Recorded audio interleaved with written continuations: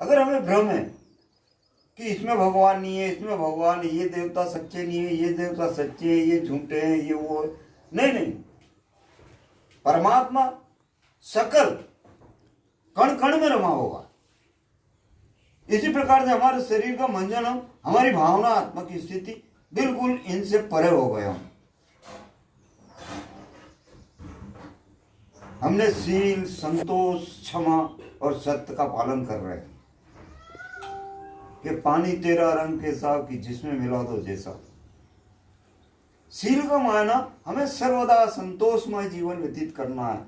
जब काम, क्रोध, लोभ आपके सामने नहीं खड़ा होगा तो आपकी आत्मा सर्वदा संतोषमय, संतोष रहेगा। जब आपके गले संतोष है, क्षमा आपके पास में है, आप किसी ने कुछ अपना बिगाड़ दिया, जिसने बिगाड़ा जो सुधारेगा। हमको क्या करना उसको दंडित करने का, हमको क्या करना उससे भेदभाव करने का। हमें तो जो कर रहा है, जो जिसके साथ, हमने तो हमारी आत्मा को एक, अपन ने तो समझ लिया बस कि ईश्वर अंश जीव विनाशी। हम तो चेतन हो गए हैं कि सभी तो ईश्वर का हिसाब बना हुआ है।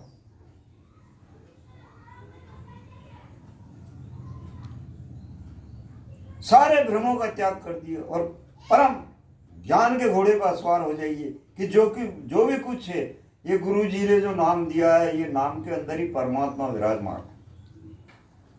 बस उसी का चिंतन करिए। बस होठ, कंठ, जीवा हिले नहीं, मस्तिष्क से उसका सुमिरन करिए।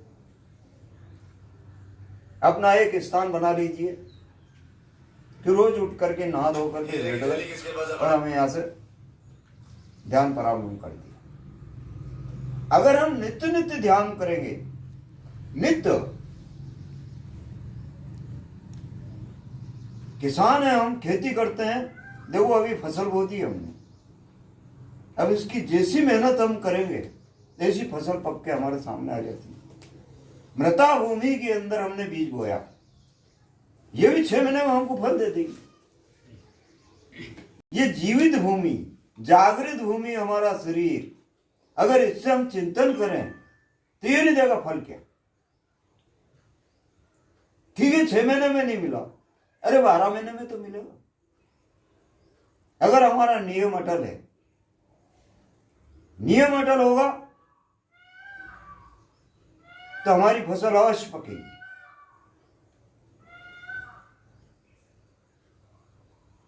विद्वान लोगों ने कहा है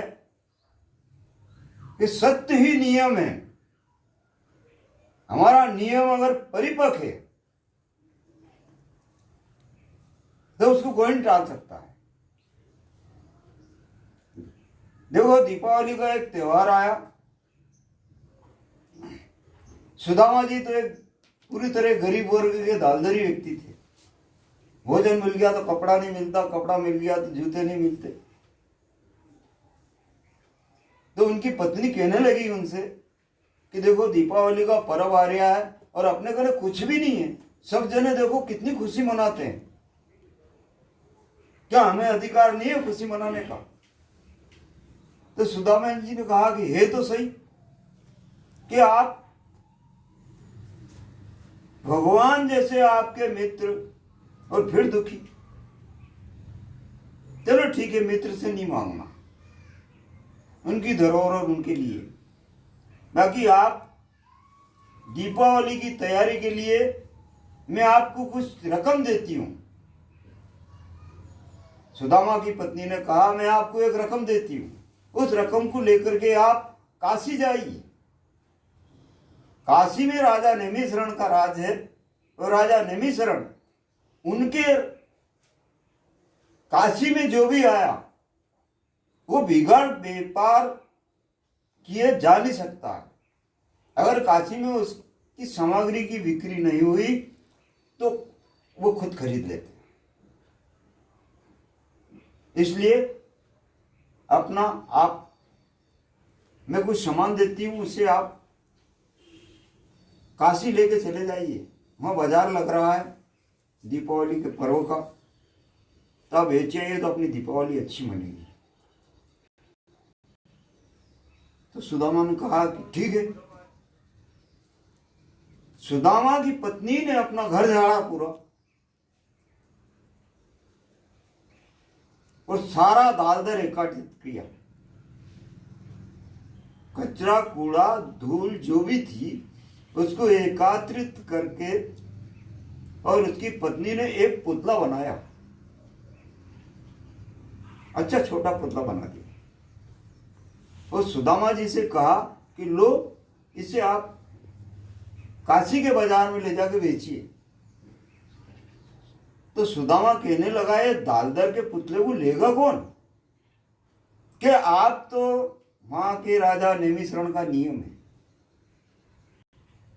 आप तो जाइए, अपनी दीपावली बहुत अच्छी बनेगी। सुदामा जी थे और दालदर का पुतला लेकर के और काशी चल दिए। काशी में जाकर के उनने, और बाजार लग रहा था, वहां बैठ गए, एक पलिया बिछा दिया, वो दालदर का पुतला रख दिया। अब जो भी कोई आए पूछे भैया क्या है, कि ये दालदर का पुतला है। कि पंडित जी दालदर को कौन खरीदेगा, तुम कैसे हो, अब वो नहीं खरीदो तो कोई मर्जी नहीं, पर हे दालदर का है। अब शाम पड़ गई, शाम पड़े, राजा नेमी के जो है मंत्री लोग फिरे कि बाजार में किसका सौदा नहीं हुआ है। तो ढूंढते ढूंढते सुदामा जी का सौदा कौन ले, दालदर। सुदामा जी से उनने पूछा कि भाई क्या कीमत इसकी लेना चाह रहे हैं आप, के दालदर है कि मैं क्या करूं, दालदर की कीमत आपकी इच्छा हो जो दे दो। मंत्री ने सोचा कि दालदर की अपन क्या कीमत करो, राजा क्या दालदर खरीद कर लाए इतने में तो इसलिए उन्होंने तुरंत अपने साथी को भेजा कि राजा से पूछ के आओ कि एक ब्राह्मण है, दालदर का पुतला लेके बैठा है। तो राजा ने ऑर्डर दिया वहां से कि जाओ वो के जितने में खरीद लाओ, वो जितने मांगे उतने दे दो, भाई खाली नहीं जाना चाहिए वो। उसने आके मंत्री ने कहा भाई पंडित जी इसकी क्या कीमत लेना चाहते हो आप, बोल दो मुझसे ना, उतने पैसे ले लो।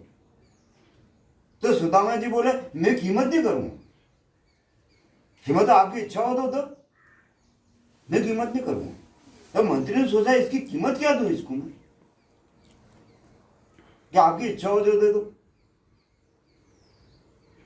तो मंत्री ने विचार किया कि क्यों ना इसकी कीमत राजा का नहीं करवाएं, एक तो दालदर है। तो पंडित जी को लेके ना, वो पुतले को लेकर राजा के कहने पहुंच गया कि राजन ये पंडित जी है ना, ये इनका पुतला है और ये इसकी कीमत नहीं बता रहा है। तो राजा ने कहा पंडित जी बताओ इसकी क्या कीमत लेना चाहते हो आप, कि मैं कीमत नहीं करूंगा।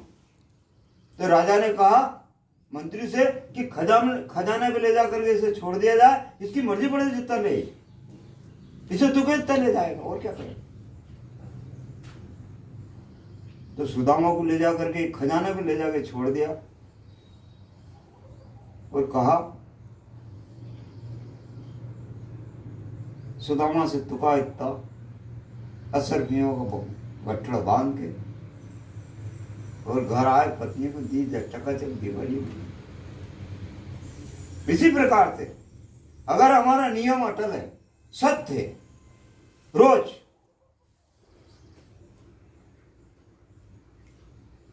रात उठिए, स्नान करिए और घंटे भर परमात्मा के नाम का जाप करिए, बस फिर अपने को जो करना है वो करो, जो करना है ना वो करो।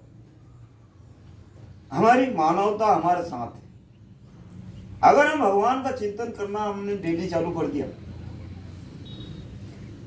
तो ये जितनी भी बातें हैं, ये जितने भी दृष्टान हैं, ये जितने भी अपने वेद पुराण कह रहे हैं, इसमें कमी कुछ भी नहीं है, कुछ भी कमी नहीं है, कमी हमारे अंदर है।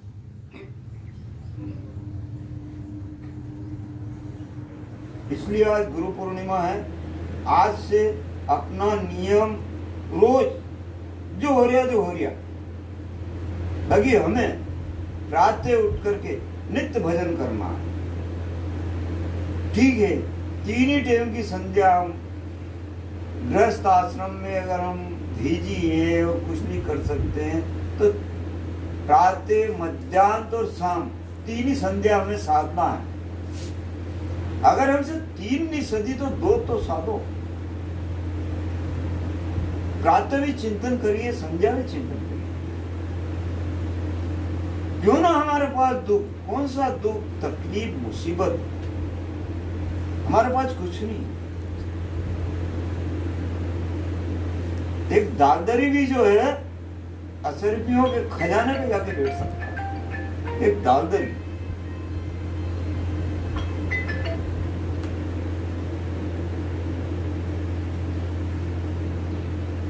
अब कह दोगे आज ही हमने तो भगवान के भजन किए ना, आज ही हमारा भला हो जाए। नहीं, आपका नेम पकना चाहिए, नेम पारंगत होना चाहिए, नेम खाली नहीं रहना चाहिए, चाहे कुछ भी हो। ये नहीं है ठीक है नेम है आपका कि आप रोज प्रातः संध्या करते हो, मध्याह्न करते हो, शाम को करते हो। हम जहां चले गए वहां करो।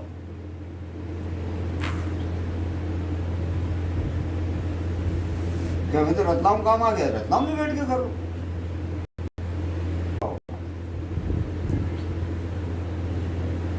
यूं तो अपना सारा समय, सारा दिन गप्पे में बिना काम से वृथा गुजार देता है।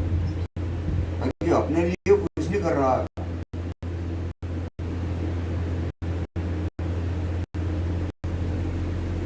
जानता चोर जान से मारता है। हम जान रहे हैं, आज सत्संग में सब सुन रहे हो और फिर भी आप आउट जा रहे हैं, सही नहीं चल रहे हैं। तो आप जब समझते हुए नहीं कर रहे हो, मतलब क्या हुआ? आपका ही हनन होगा। क्योंकि ये चोरी करने जाएगा, आपकी आत्मा जान रही है कि ये चोरी कर जाएगा।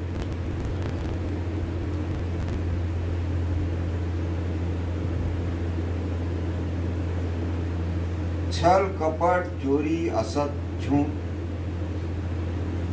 पतन का कारण कौन है? पतन का दूसरा कोई कारण ही नहीं है, कारण यही है।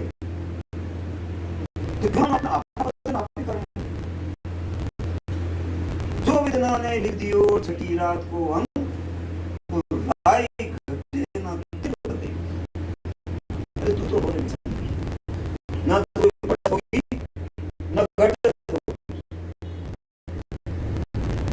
अपना फिल्म लगा आगे का परमिट अच्छा लिखाने के लिए घूमूंगा ही उसके। हमेशा दीन हरि नाम में रहिए। चलते राम, बैठते राम, सोते राम, खाते नाम, जागते राम। अरे समझिए, फिर आपको दुख आए तो ये वेद सब झूठे, ये दिन इधर उगले इधर उगने लगता है। दुख आएगा हमारे बोए का ही, हम बोएंगे वही हमको काटना। ये नहीं है कि अभी मेरे कोई नहीं जानता, मैं चुप हूँ। अभी नहीं, वो सब कुछ देख रहा है और खुद अपने आप को आप ही देख रहा है। मैं क्या कर रहा हूँ? क्यों ना हमारे कर्मों को अच्छे से सुधार। अरे जो होना जो तो होगा, उसको कोई आगे पीछे नहीं कर सकता। तो इसलिए पीछे मुड़ के बगल देख के, इधर देख के, उधर देख के क्या करना? हमको तो एक तरफ ही देखो ना।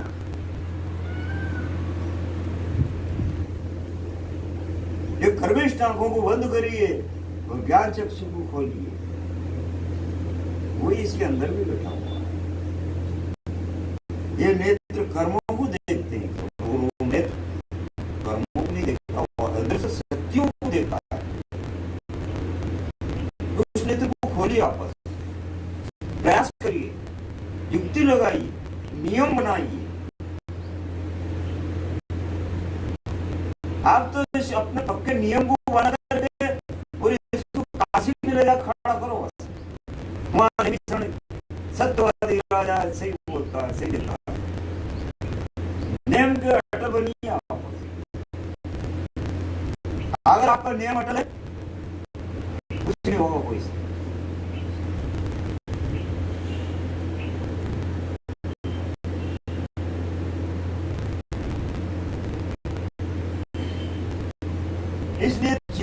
हमारा इतना करिए, इतना बढ़ाइए और कीर्तन करते करते हम ध्वनि में लीन हो जाए। और ध्वनि जब प्रकट हो जाए, लाइट प्रकट हो जाए। जब लाइट प्रकट हो गया, आप किसको देखना चाहते हो? आपके सामने। और कुछ नहीं हुआ,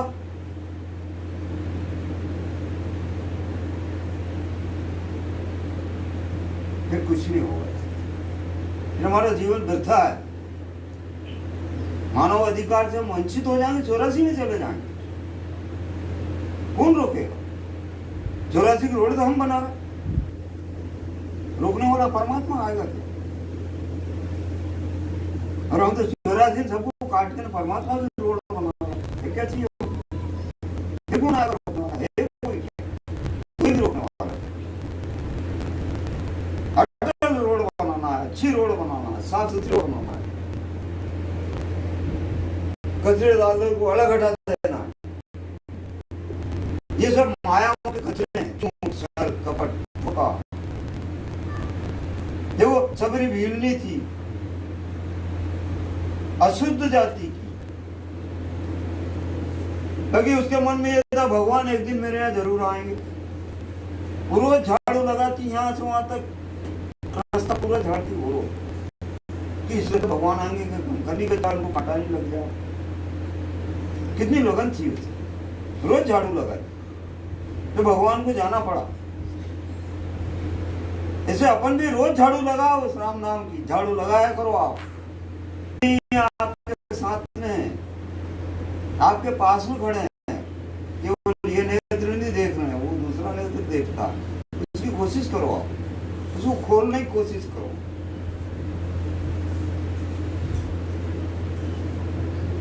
परमात्मा हमारे साथ में खड़ा हुआ, हमसे जुदा नहीं है वो, जुदा हम है। हमने इसको माया के हाथ बेच रखा, माया में गोते खा रही है, माया में भी गोते खाओ, सदा सत्य का पालन, सदा भगवान का। अब हमने खेत तो बोया, हम देखने जाएंगे, हम फसल आ जाएंगे। खेत तो बोया, हमारा ही खेत, फसल भी बो दी, उसकी नींद नहीं करे, घोड़े नहीं करे, कपड़े नहीं पहने, उसकी साफ सफाई नहीं करे, फसल पक के अपने घर में आएगी क्या? इसी प्रकार हमारा शरीर, हमारी खेती, इस खेती में रोज निंदाई करे, रोज पानी दे, रोज बुराई करे, रोज राम नाम से सींचते ही रहे, कहां नहीं पकेगी? नहीं पकेगी। मृता भूमि तो पकेगी, जीती भूमि नहीं पकेगी। जो हम इसकी फसल नहीं जलाना चाहते, तो 84 में जाना चाहते, भैंस बन के दूध माटा खाओ, गाय बन जाओ, कौवे पक्षी बन, क्या बनो? क्या नहीं? हम ही तो हैं, हम ही तो इसका निर्माण कर रहे हैं। झूठ है, छल है, कपट है, कि धोखा है, यही तो नीच योनि है। सदा सत्य, बस। सजन एक कसाई था, बकरे का मांस बेचता था, अभी उसको परमात्मा मिले। क्यों मिले? कारण क्या रहा? सदा भगवान की भक्ति करता था, उसका जिस जाति कुल में जन्म हुआ था वो धंधा करता था। देखो भगवान खुश होकर के सालग्राम का रूप लेके उसके बने रहते। सजन कसाई की पाट पे भगवान सालग्राम का पाट लगा रहता। तरह आधा किलो मांस लेने वाला आया तो वो सालग्राम भगवान आधा किलो के हो जाए, किलो लेने आया तो किलो के हो जाए, वो बाट नहीं बदल। वो कितना लेने आया उतने के हो जाए। एक साधु निकला उधर से, साधु निकला, देखो साधु ने देखा कि देखो यार अपने भगवान सिंहासन में रहते हैं, और देखो ये कसी के हैं बैठे, ये कसी के बाट, देखो कसी बाट बना के तोड़ रहा है मांस। ओहो धिक्कार है अपने। तो साधु धीरे से गया सजन कसी कने, कि आप जो लो जो ले लो, पर ये भगवान सालग्राम को मेरे को दे दो आप। तो सज्जन ने कहा मैं मेरा धंधा काज करूं, तोल कहां से करूं हमें। तो साधु गया, सब तरह के बांट लाया और बांट ला के दे तोड़ा और ये मेरे को दे। तुमने कहा सज्जन तो भगत था कि देखो साधु जैसे अपने यहाँ अपन दे भगवान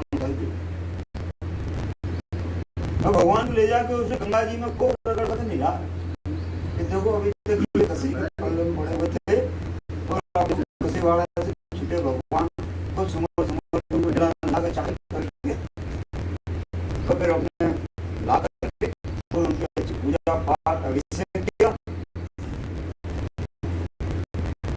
रात भगवान ख्वाब में आपको साधु कहते हैं देख तुम मेरा भगत दिन भर में नहीं हारता रहता और तू यहाँ नहीं आया मेरे को देखा। भगवान कहते हैं आके उस साधु से ख्वाब में तू मेरे भगत से छुड़ा के यहाँ ले आया, पाखंड दिया, अभिषेक कर लिया, सब कर लिया।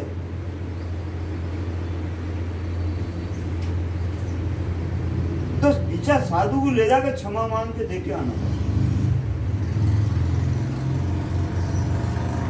तो ऐसा है ना, हमको तो अब किसमें देखो उसमें वही है, जिसमें देखोगे उसमें वही है।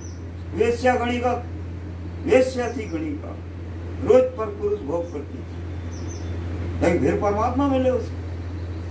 क्यों मिले? नेम था उसका अटल। गणी का ने अपने घर के दरवाजे में एक घंटा टांग रखा था। जो भी पुरुष जाके घंटा बजा देता वो खट आके घर में देख लेती कि आज इसी की हूं, वो घंटा उतार कर रख देती।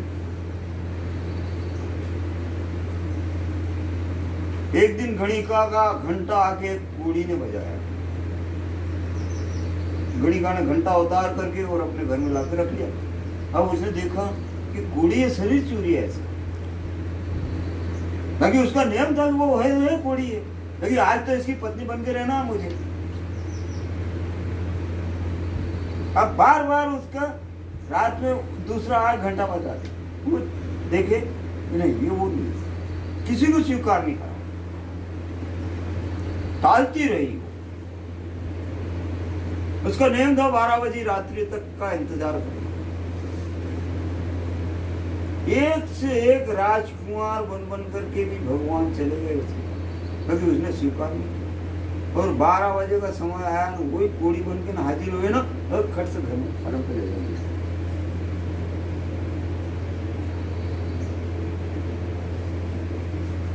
तो भगवान ऐसी की परीक्षा ली, तो भी देखो उसका नियम था।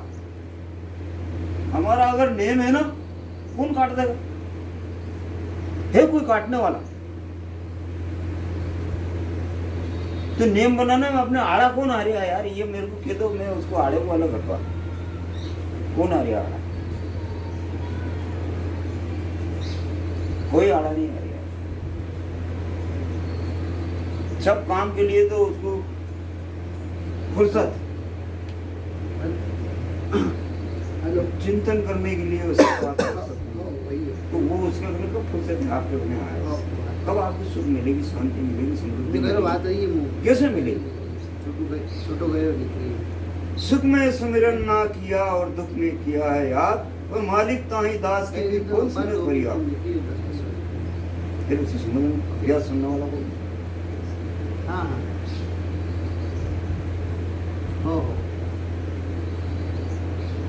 सुख में ही सुमिरन है, तो दुख आए तो कोई नहीं। दुख कैसे आए? आप सुख में तो सुमिरन कर रहे हो। ये दुख है आपके पास में आ नहीं सकता है। दुख दुख तो भागा भागा फिरेगा।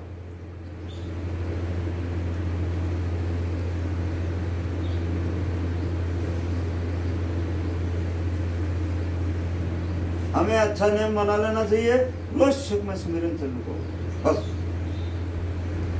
सफल है हमारा जीवन।